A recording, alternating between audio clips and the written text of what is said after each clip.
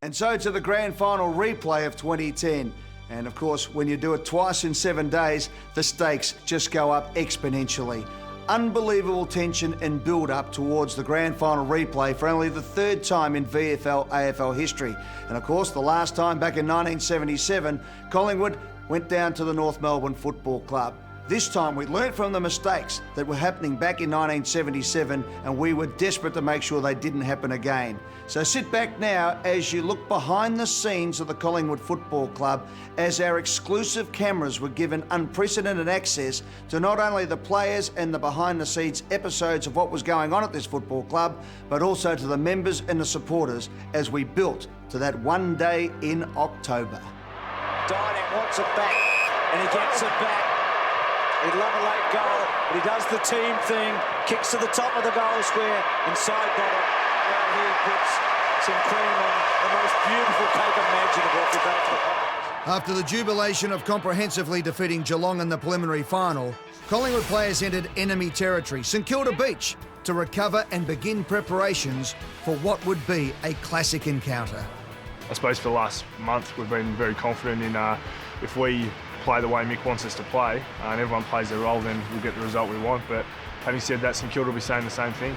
They believe in their game plan and their structures, and I suppose that's the exciting thing about this week's game is that both teams feel like they're the best team, and someone's going to be proved right and someone's going to be proved wrong. Later in the week, the boys hit Gosh's paddock in front of thousands of fans who turned out to see the mighty Magpies put through their final paces. Good play!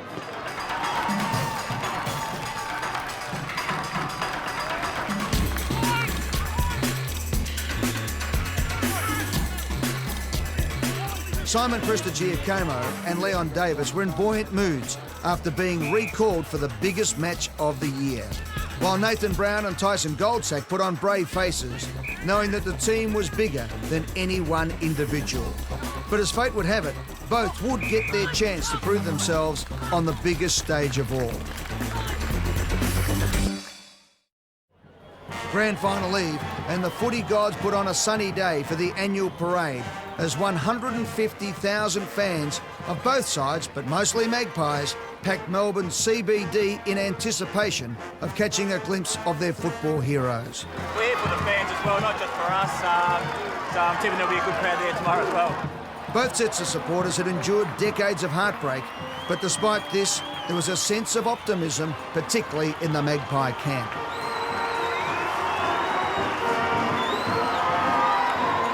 Having been through 5 grand finals before, Coach Mick Malthouse was calm as he addressed the media. Oh, we've got nothing to hide from those. Our strategies and game systems have been well and truly established. But just as everything was going to plan, Prestigiacomo was forced to make one of the toughest decisions in his life, telling Mick Malthouse he was not 100% fit and withdrawing from the grand final team. Nathan Brown was named and would have the unenviable task of guarding Saint skipper Nick Revolt. As the players arrived at the ground, history beckoned. And away we go. The grand final is underway. Pendle bring us through. Over the top. Will it sit to Dada? Takes him away from goal. Feeds it back to Jolly. Oh! It's in dangerous hands too, isn't it? Yep. About as tough as it gets for a left footer. For some. Goddard, the tap. Del Santo. It's going to be a draw. It's unbelievable. But it's happened. 120 minutes of the most brutal football imaginable came no closer to providing a premiere. Nothing has changed. All right? 2 hits up, stick them together.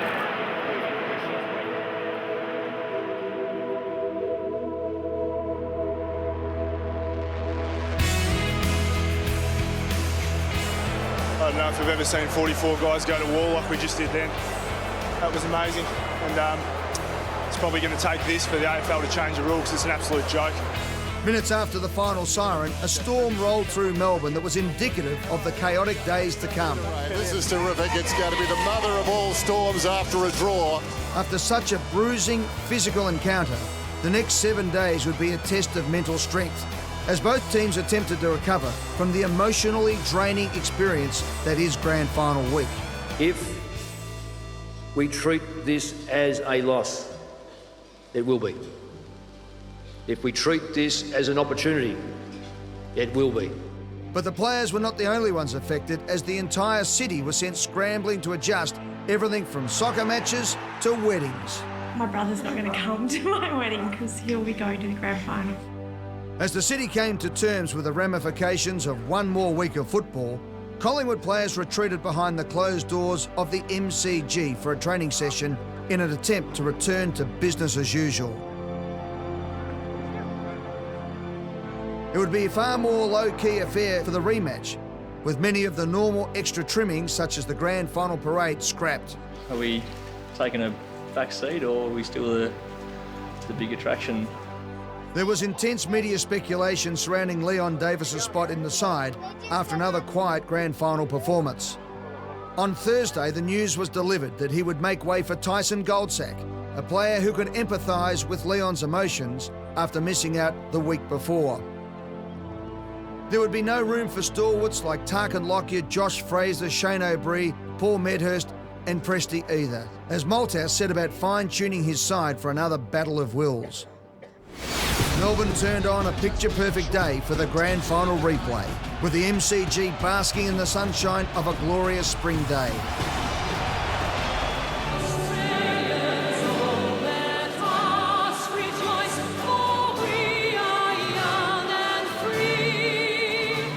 It will be decided this afternoon, one way or another. Welcome back to the MCG, and a good one to start proceedings, tapped down by Jolly as he did last week. Kicks down towards the attacking 50. Dawes brilliant, knocked at the cloak. Cloak the long ball. Goldsack. Who would have thought? Goldsack to kick the first goal in the grand final. Not too many. Probably not even here. Goldsack kicks it. Big now chance opens up for the Saints. Kilda into the path of Montagna. They've got men back. Rebold in the middle, calling for the football. Schneider, will he give it to Rebold? He will. Rebold runs in, touched up the boot. Oh my goodness! Wonderful chase by Heath Shaw. It came up behind him like a librarian. He never heard him. No surprise, everybody else in the library is shouting. Opportunity for Didak. Smothers the ball, runs onto it, hooks. It's bending back. Oh, Blake kicked it into Didak. That was wonderful by the number 4. Didak across the boot, but that wasn't enough. Went and found his own ball and snapped with the right foot. Having been through it all only a week earlier, the young Magpies were ready and would not let slip a chance at immortality. So Collingwood win by their greatest ever margin in a grand final. It doesn't get better than that.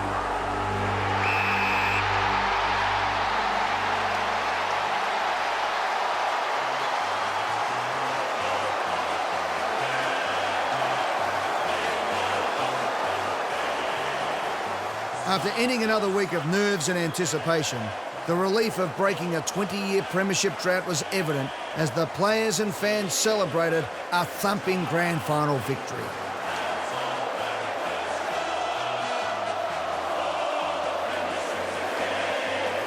Former legends of the club surrounded the playing group as the Collywobbles were once again put to rest. This is better than my first route. You know, these things are cast now in iron. You just, nothing will change it now. You've won it, and I can tell you, being down this track, both sides of it, coaching and playing, you never forget those people that got you there. Thank you so very much.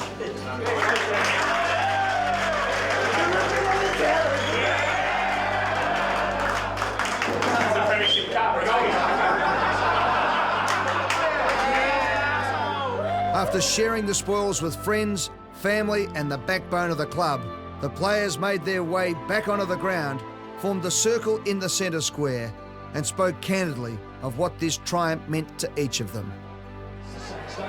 After a big night of celebrations, the next day the Magpie faithful turned up to Gosh's paddock for what would be a far more subdued but family-friendly atmosphere than 20 years before.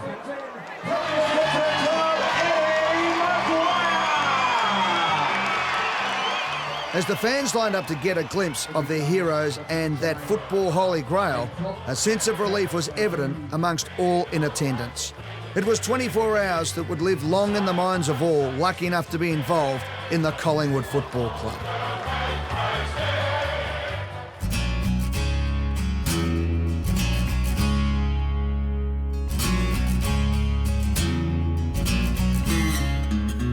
There is just something about the Collingwood people or Collingwood Army, and that is the defining thing about Collingwood. We know that it is either us or the rest.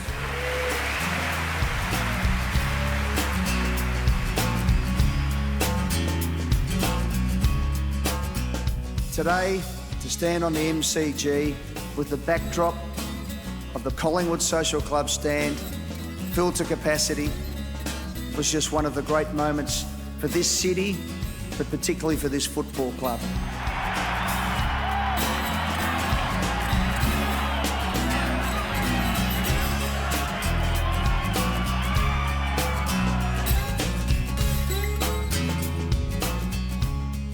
We put in so much hard work and it's all worth it. Really happy, mate. You know, look, I did my bit today along with 22 other blokes and 21 other blokes, and most importantly, mate, I'm a premiership player. When we did that lap of honour at the end, just to see how much excitement and joy they had, yeah, it was unbelievable. I've never seen anything like it.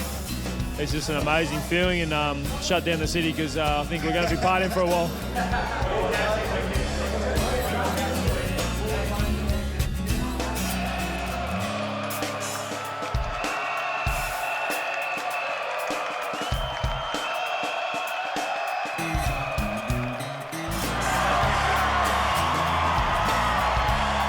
I get sick to death of the Collingwood supporters getting belted by the other 15 sides. Tonight's the night that everyone has had a go at you over the years. Everyone who said the collie wobbles. Everyone who said we don't have teeth. Have to admit that Collingwood are the premiers of the AFL.